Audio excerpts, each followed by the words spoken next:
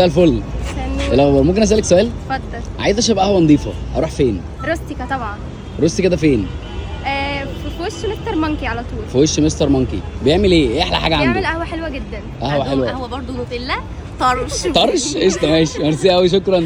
رحنا بقى روستيكا اللي قلبنا عليه الدنيا عشان هو كده في مكان مستخبي شويه، تاني شارع من على البحر اللي جنب نفق المحروسه على طول. واي قبل اي حاجه كده انا جايب لك عرض حلو قوي، والعرض ده عباره عن واحد قهوه نوتيلا ونوتيلا خلي بالك مش الفين. بكام يا عم خالد؟ ب 25 جنيه بس، والعرض ده مستمر معاك على طول، يعني مفيش حاجه اسمها فتره محدوده والجو. نيجي بقى نتكلم عن المكان شويه، عندك كل الديزرت اللي انت متخيلها، غير كل ده بقى عندك ركن كده ورك سبيس، عندك كل الكتب اللي انت ممكن تقرا فيها، غير كده عندك شويه العاب حلوه قوي، وكل المشاريب اللي تتخيلها في حياتك هتلاقيها عندهم وباقل الثمن. فباختصار كده المكان ده هيدلعك، يعني هيدلعك. ده حتى لو رحت هناك وشربت قهوه تركي ب 14 جنيه بس. واللي استغربته ان في حاجه كده صغننه مكتوبه تحت اسمه ان هو متجر قهوه. يعني ايه متجر قهوه؟ يعني الراجل ده بيعمل قهوه من طقطق للسلام عليكم، وعشان العميل يطمن فبيصور لك الاوردر من طقطق للسلام عليكم وبيبعتوا لك على الواتساب يا اما الماسنجر.